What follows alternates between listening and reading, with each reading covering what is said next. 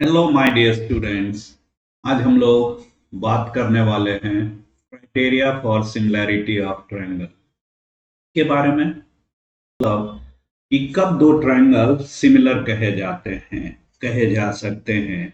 याद करें, हमने पीछे की क्लास में जब कॉन्सेप्ट ऑफ कॉन्ग्रुएंसी पढ़ रहे थे तो हमने देखा था कि दो ट्रायंगल कॉन्ग्रुएंट होते हैं अगर उनके सारे साइड्स करस्पॉन्डिंगली इक्वल होते हैं और सारे एंगल का मेजरमेंट भी इक्वल होता है तो हम उन दो ट्रायंगल्स को कॉन्ग्रुएंट कहते हैं।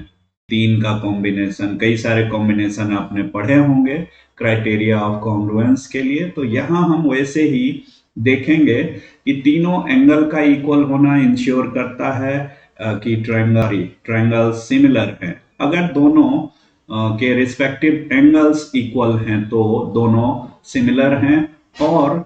और लगा हुआ है कि अगर दोनों के करस्पॉन्डिंग साइड प्रोपोर्शनल हो तो भी वो सिमिलर होते हैं। बट ये दोनों में से कोई एक क्राइटेरिया कंडीशन फुलफिल कर देना दूसरे का ऑटोमेटिकली फुलफिल है ना इंश्योर करता है कि अगर तीनों angle of this triangle will be correspondingly equal to all three angles of other triangles, they must have to have corresponding sides proportional होंगे ही होंगे। अगर एक इंश्योर हो जाता है तो दूसरा अपने आप उससे डिराइव हो सकता है। जैसे यहाँ इन दोनों ट्रायंगल्स के लिए हमने गिवन कंडीशन रखा कि ए बी सी और पी क्यू आर दो ट्रायंगल हैं जिसमें इनके एंगल का करेस्पॉन्डेंस शो किया गया है कि ए के करस्पॉन्डिंग पी आ रहा है, बी के करस्पॉन्डिंग क्यू और सी के करस्पॉन्डिंग आर आ रहा है। तो इन्हीं दो करस्पॉन्डिंग एंगल के बीच का side A B P Q के साथ जो रेशियो बनाएगा वही बी सी क्यू आर के साथ बनाएगा और वही ए सी पी आर के साथ रेशियो बनाएगा। तो ये कंडीशन है कि एक का फुलफिल होना दूसरे का फुलफिल होना अपने आप से इंश्योर कर देता है। मैंने क्या किया है इस पर्पस के लिए, टू सेट द क्राइटेरिया कि if all the angles of a triangle is correspondingly equal to the angles of some other triangle, then sides are proportional। यहाँ पे दूसरा कंडीशन है, एक का फुलफिल होना दूसरे को फुलफिल करता है। शायद ये बातें ज्यादा हो गई हैं, चलते हैं स्ट्रेट अवे हमारे पर्पस से। हमने दो सिमिलर ट्रायंगल का पेयर लिया है और जिसको आप देख सकते हैं कि एक जो है इन्हीं दूसरे का मैग्निफाइड व्यू है। अगर हम चाहें ये एंगल ओवरलैप हो गया इसके ऊपर, ये बी एंगल देखें अपने आप से ओवरलैप हो जा रहा है क्यू के साथ और सी एंगल आर के साथ ओवरलैप हो रहा है। तो यहाँ हम कह सकते हैं कि ये दोनों ही ट्रायंगल सिमिलर हैं क्योंकि इनके एंगल्स करेस्पॉन्डिंगली इक्वल हैं और एंगल का इक्वल होना इनके साइड के प्रोपोर्शनेट होने को इंश्योर करता है। इस बारे में हम लोग बात करेंगे। तो इसका प्रूफ लिखते हुए जो गिवन कंडीशन है वो यहाँ लिखा हुआ, जो प्रूफ करने का कंडीशन है वो भी हमने लिख रखा है। अब हम सबसे पहला काम करते हैं कि पी क्यू के बराबर और हम कट लगाते हैं यहाँ पे और पी आर के बराबर कट लगाते हैं यहाँ पे on the side A B and A C respectively of this triangle A B C. और इस पॉइंट का नाम हम रख लेते हैं, let's say x and y. ax is equal to pq and ay is equal to pr। इसको draw कर लिया हमने और इस लाइन को हम लोग ज्वाइन कर देते हैं x और y को बिटवीन दीज टू पॉइंट्स। देखने में ये एक्स वाई बी सी के पैरेलल जैसा लग रहा, और जब मैं इस फिगर को इसके ऊपर इम्पोज कर रहा था तभी मुझे लगा था कि ये कुछ पैरेलल पैरेलल जैसा दिख रहा है मुझे। क्या थेल्स थ्योरम यहाँ पे आएगा हमारी हेल्प करने। लेट्स से पैरेलल अभी प्रूफ किया नहीं है, करने की कोशिश करते हैं। हम triangle A x y y and PQR। आप इन दोनों ट्रायंगल्स को कंपेयर करें तो आप देखेंगे कि एंगल ए एंगल पी के इक्वल ये क्वेश्चन में ही गिवन है कि हमने ट्रायंगल ही ऐसा लिया है कि जिसके करस्पॉन्डिंग एंगल्स इक्वल हैं, यहां से हमने इस चीज को उठाया। Angle is equal to another angle of another triangle. Now side AX that we have constructed is equal to PQ and side AY we have constructed is equal to PR. And these two are by construction. We have constructed. तो हमने इस दोनों के लिए लिख लिया। अब आप कंपेयर करें कि इन दोनों ट्रायंगल में अब ये साइड और ये साइड इक्वल हो गया है, ये दोनों साइड भी इक्वल है और इन्हीं दोनों साइड के बीच का एंगल इक्वल है, तो क्या मैं इस दोनों ट्रायंगल को कॉन्ग्रुएंट नहीं कह सकता? मैं बिल्कुल कह सकता हूं और आप भी कहो बिल्कुल कॉन्फिडेंस में। Triangle A x y is congruent to triangle PQR। और जब आप इसको कॉन्ग्रुएंट कह देते हो तो एक चीज और आप कह देते हो साथ साथ कि एंगल Q के बराबर एंगल X पे बनता है, यानी आप कह सकते हो angle AXY is equal to angle PQR, that is by CPCT। और इस एंगल को आपने इक्वल कह दिया, इसका मतलब इस एंगल को आपने B के इक्वल भी कह दिया। अगर Q के इक्वल आपने कह दिया तो आपने इसको B के इक्वल भी कह दिया, क्योंकि B और Q ऑलरेडी इक्वल है। तो आप कह सकते हो ये CPCT कॉन्ग्रुएंस प्रूफ करके हुआ।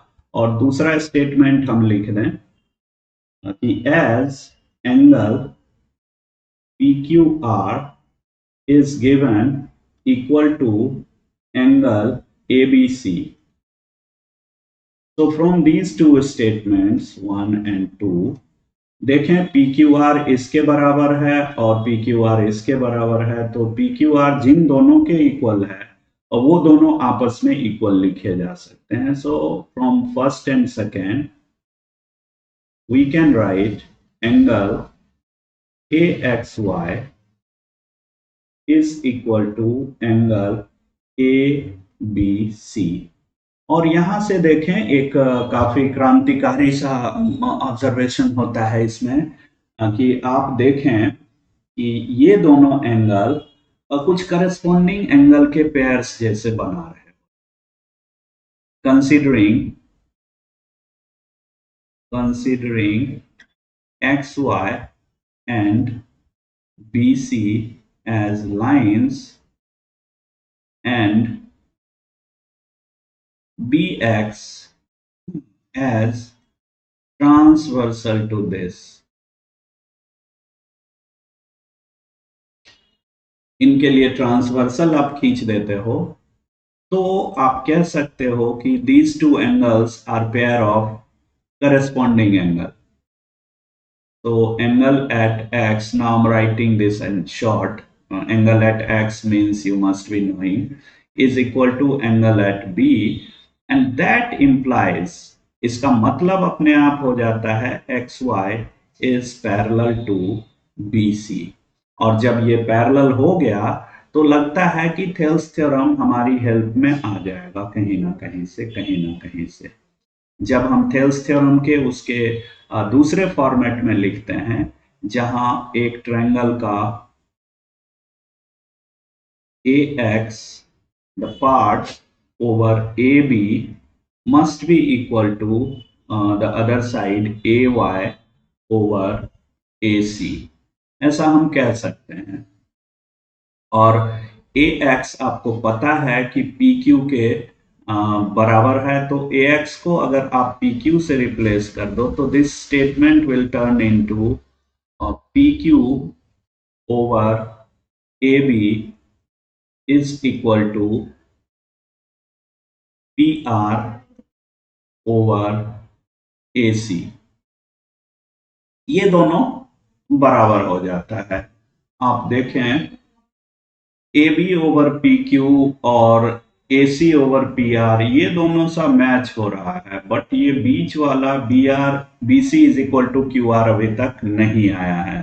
तो इसके लिए हम क्या कर सकते हैं, इसके लिए हम इस प्रोसीजर को रिपीट करेंगे।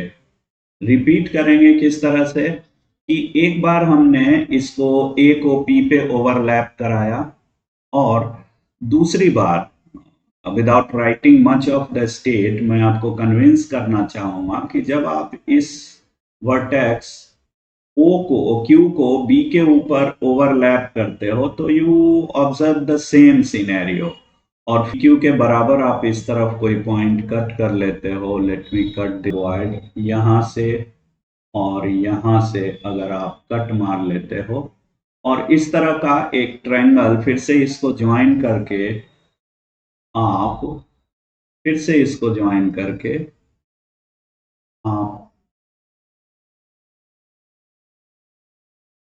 इन दोनों ट्रायंगल्स को फिर से आप सिमिलर बता सकते हो। इस लाइन मान लें यहाँ एक्स वाई नाम था, और यहाँ हम इसको LM रख देना, और यही प्रोसीजर रिपीट करें कि इसको और इसको कॉन्ग्रुएंट प्रूफ कर दें, और कॉन्ग्रुएंट प्रूफ करने के बाद एंगल्स करेस्पॉन्डिंगली इक्वल कर दें, तो हम देखेंगे कि ये एंगल इस एंगल के इक्वल हो जाता है। यानी कि ये एंगल जो इसके इक्वल था एट C, ये दोनों आपस में इक्वल हो जाता है। यानी फिर से ये लाइन LM, सिमिलरली हम कह सकते हैं कि line LM is running parallel to AC, और इसके बाद अगर हम फिर से इसको लिखना चाहें तो हम लिख सकते हैं, similarly we can write over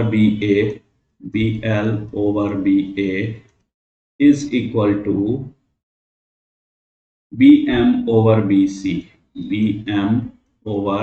BC, and that will turn into BL की जगह आप PQ लिख सकते हो बेशक, और BA AB दोनों एक ही चीज है, और is equal to BM over BC को आप रिप्लेस कर सकते हो। BM is equal to QR, और BC को आप रिप्लेस कर सकते हो, BC तो BC है ही है। तो आप इन दो स्टेटमेंट्स पे ध्यान दोगे, this is first and this is second. आप देख रहे हो PQ और AB इसके इक्वल है, वही PQ और AB इसके इक्वल है, यानी ये तीनों आपस में इक्वल हैं।